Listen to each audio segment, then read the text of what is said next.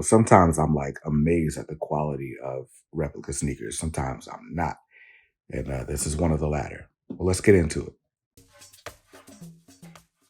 Welcome back to Kicks on Kicks, my channel where I review sneakers. And today we're taking a look at the Air Jordan 9 Olives. Now, just straight up, this pair came to me in this condition, right? But got the Air Jordan 9 Retro, black, true red, and light olive. Now that we've seen the box, let's look at the shoes. So off the bat, man, these don't look super bad, but we'll take a look at some of these differences as we get more into it. But oh wow, I've never taken this out of the box. Not even, it's like dirty. That's crazy. But anyway, taking a quick look at this shoe, the Jordan 9 Olive is one of the few pairs of Jordan 9s that I've always wanted. Jordan 9s have never been my favorite. As far as I'm concerned, the only two that really exist for me are the playoff Jordan 9s, which I don't know if they're even called the playoffs, but those are the ones that we see Bugs Bunny and Daffy Duck try to steal from Michael Jordan's house in Space Jam. So I always liked those for that reason. And then it's these. These I like a lot. And I don't even know why. I just like this olive color. I've always been a fan of the olive sort of military green family of colors. And so anyway, let's take a quick look at the shoe from the bottom up. Of course, the Jordan 9 is supposed to be a celebration of Michael Jordan's help in the globalization of the sport of basketball. So in the 90s, you see all this rise of international players and just international popularity. So we get a bunch of different languages. And if I'm not mistaken, it says thank you in a bunch of different languages here on the outsole. But anyway, got that outsole, got the red Jumpman here.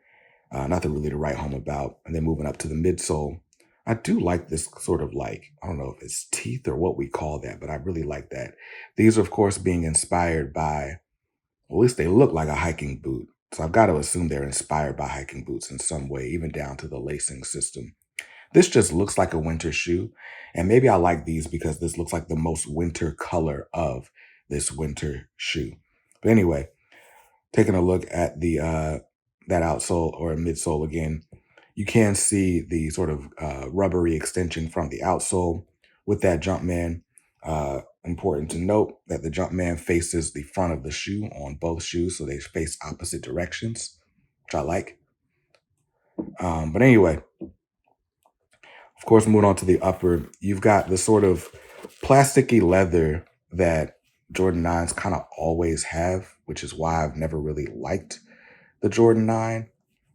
But plasticky leather, this one's kind of a soft plasticky leather, so I guess it's a little bit more forgivable, but still. Of course, we've got the sort of mesh on the lace or the tongue here.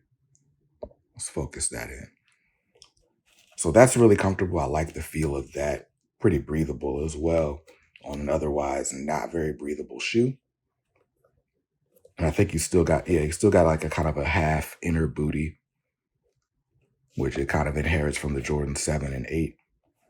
But of course, the other big thing on the Jordan 9, you got that speed lacing system. So I do like that.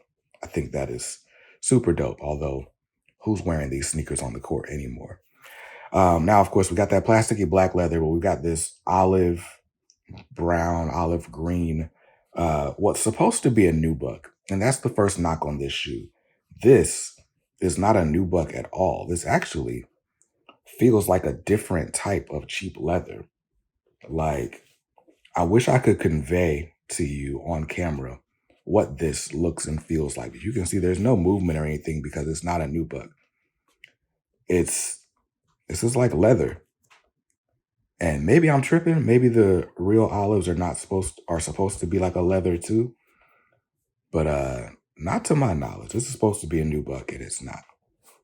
So whip around to the back of the shoe and you can see You got this 23 here on the heel, and for my money, the 23 is a little bit too small and it's kind of too far up. It's supposed to be a little bit bigger than this, but is what it is. I do always like the sort of Jordan Worldwide logo. I've always liked that. I think that's pretty dope.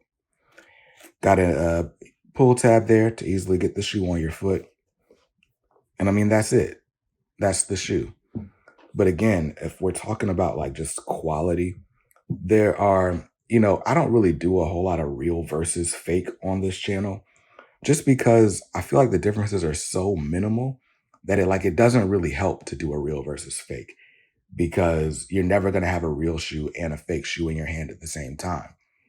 But this is one of those examples where it's kind of egregious and it's like, if you know, you know. And so it'd be good to have a real one here side by side. These are still going fairly low in pricing. I think you can still get these for retail in some spots. So maybe I will try to get a real pair in here. But for now, this is the shoe. Shout out to the homies that sent it over, and we'll talk soon. Peace.